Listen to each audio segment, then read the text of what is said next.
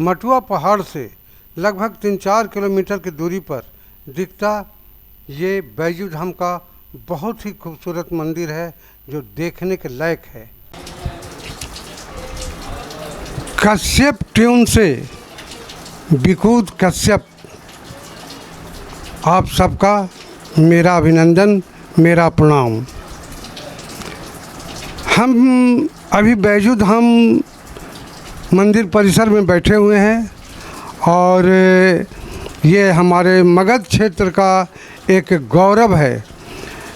कभी कभी ऐसा अजूबा होता है कि लोग की आंखें फटी की फटी रह जाती हैं। कुछ ऐसा ही यहाँ भी हुआ।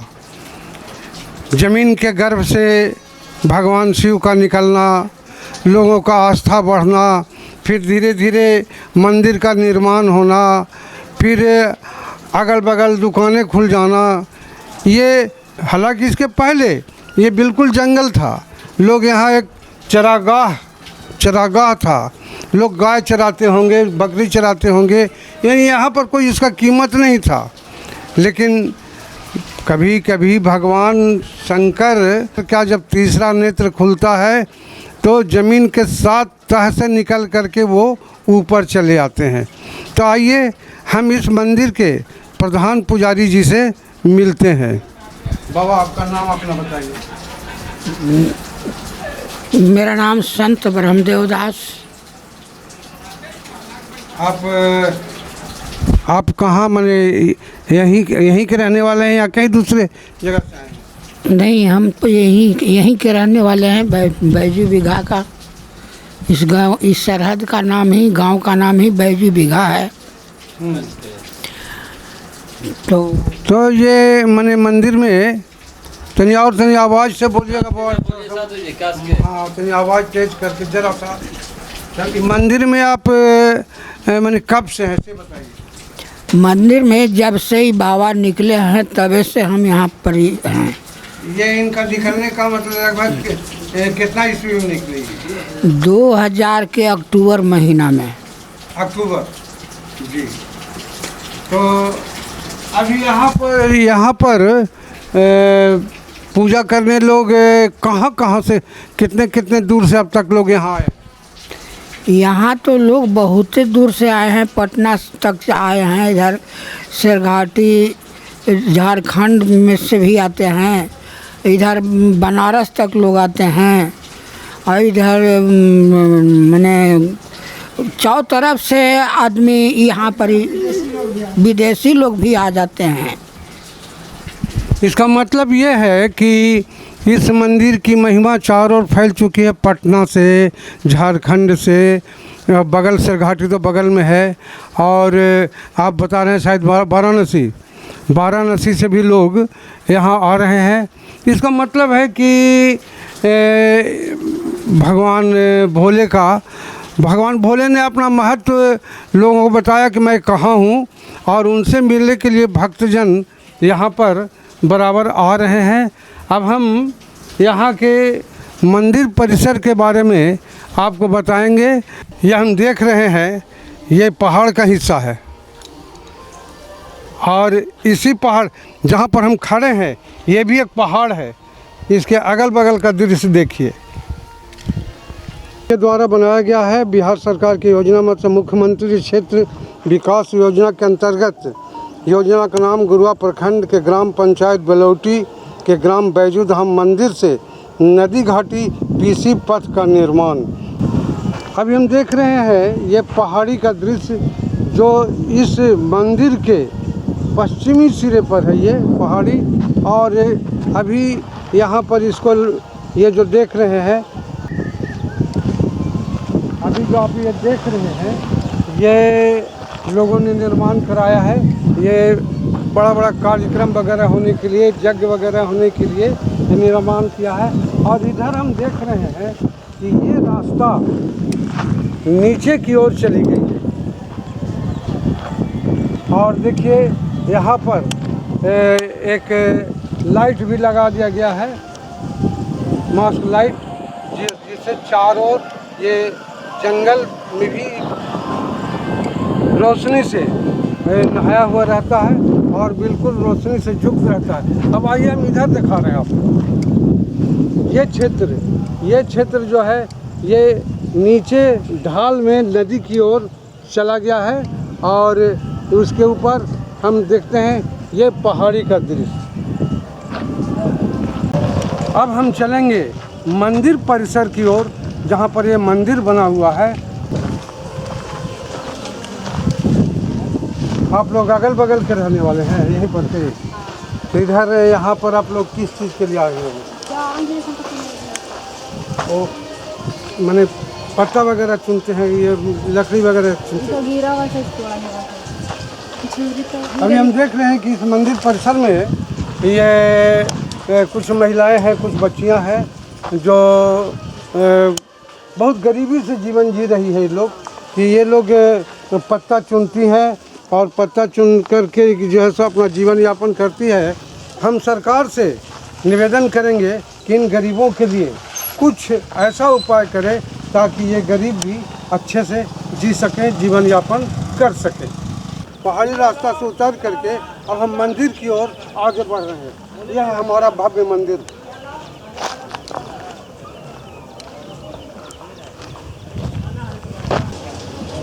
मंदिर के बगल में सजी हुई दुकानें जिससे लोग अपने जरूरत की पूर्ति करते हैं, पूजा की सामग्री लेते हैं। और इधर हम देख रहे हैं यह है पुजारी जी का आश्रम जिसमें पुजारी जी रहते हैं। और हम देख रहे हैं कि हमारे पुजारी जी से मिलने के लिए बहुत से लोग आए हुए हैं। अब हम चलते हैं मंदिर परिसर की ओर।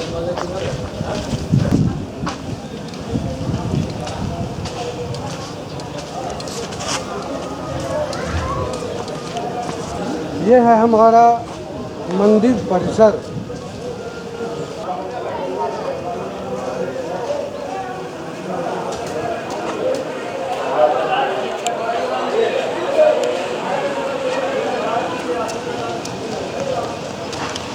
यहाँ के भक्त जनों के सहयोग से हम देख रहे हैं ये लोगों को बैठने के लिए बहुत अच्छा निवास बनाया हुआ है। अभी हम इसमें यज्ञ वेदी भी बना हुआ है। आइए हम पहले यहाँ जो अभी मेला लगता है इस मेले की दुकानों को हम देखते हैं।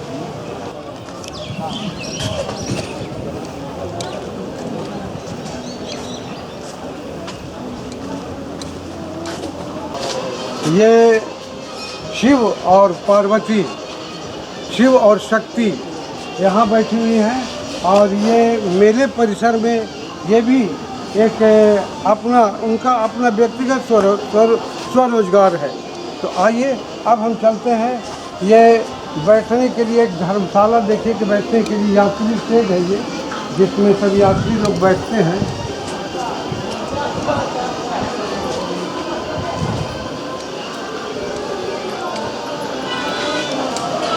दिखला रहे हैं यहाँ पर धीरे धीरे ये सावन में यहाँ मेला लगता है और मेले का स्वरूप तैयार हो रहा है। अभी हम देख रहे हैं उधर कि लोग झूला वूला लगा रहे हैं। अभी पूरा मेला नहीं लग पाया है लेकिन मेले का स्वरूप तैयार हो रहा है।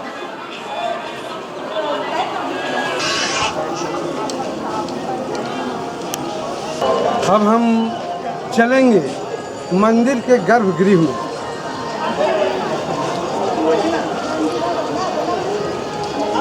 हम देख रहे हैं कि भक्तजन सब यहाँ से आकर के बहुत दूर दूर से हमारे भक्तजन आए हैं और वो यहाँ पूजा कर रहे हैं। पूजा करके भगवान शंकर का दर्शन करके नीचे आ रहे हैं। अब हम लोग चलेंगे ऊपर।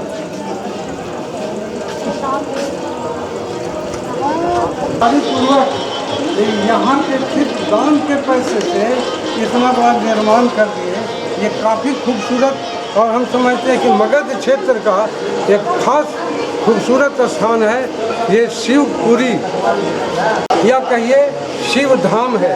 तो आइए हम शिव धाम के भक्त जनों से मिलते हैं। ये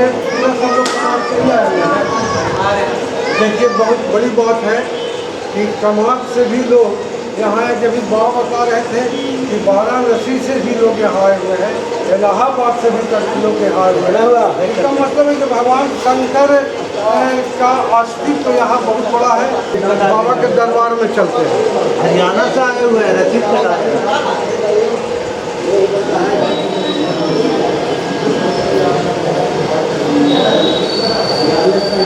यह है बाबा का दरबार और यहाँ लोग ये देख रहे हैं बाबा का दरबार घूम रहे हैं और ये यहाँ से बाबा का को जल चढ़ाया जाता है। ये बहुत ही सुंदर नंबर बना दिया है कि लोगों को सुविधा हो। और ये दूसरा भी जलदान का एक पाइप लगाया गया है और ये इससे जल दिया जाता है जो सीधे बाबा के मस्तक पर गिरता है। आइए और भगवान शंकर के बारे में, इनका अवतरण के बारे में बताएंगे। इसके पहले हमारे सामने एक बाबा भक्तजन है, हम उनसे इसके बारे में कुछ जानकारी हासिल करते हैं। आइए बाबा, आइए।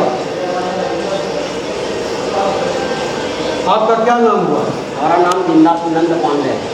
आप कहाँ के रहने वाले हैं? शेरपुर गाँव के रहने वाले हैं, इसी प्रखंड के रहने वाले हैं।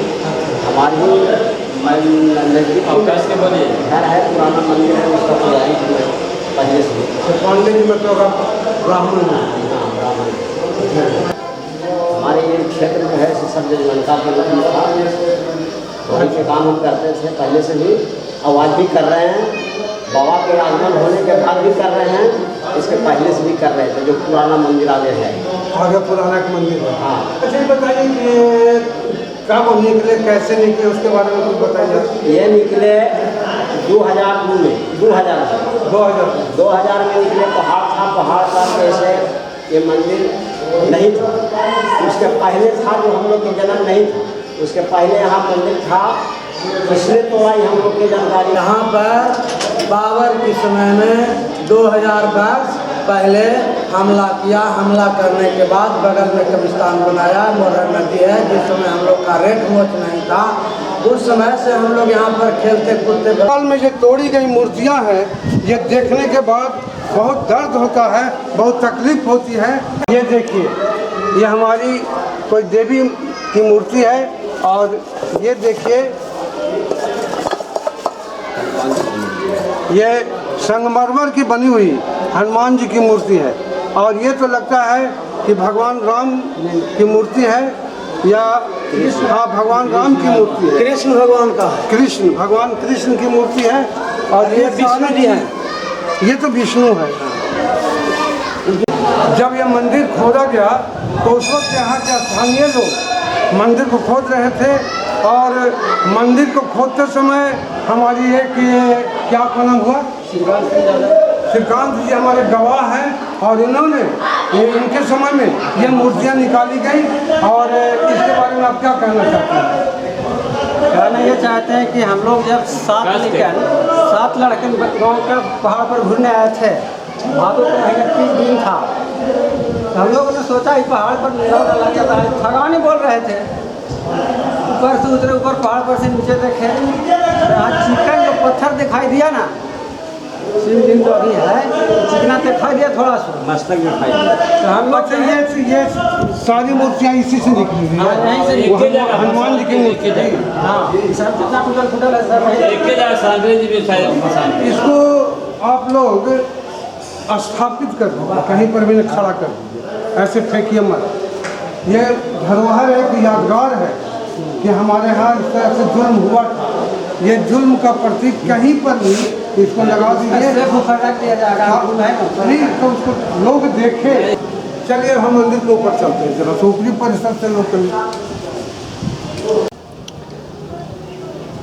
जैसा कि लोग बताते हैं कि औरंगजेब काल में यहाँ की मूर्तियाँ टूट गई और मूर्ति आपने देखा जिसमें हनुमान की मूर्ति है, भगवान श्री कृष्ण की मूर्ति है, विष्णु और सूर्य की भी मूर्ति आपने देखा। तो जैसा कि लोग बोल रहे हैं दंत कथाओं के अनुसार कि औरंगजेब आक्रांता आया था और औरंगजेब ने आकर के यहाँ एक भव्य मंदिर बना हुआ था, उस मंदिर को उसने तोड़ा और मंदिर को तोड़ करके सारी मूर्तियों को खंडित करके किसी के कमर तोड़े, किसी के हाथ तोड़े, किसी के आँख फोड़े, किसी के मस्तक फोड़े।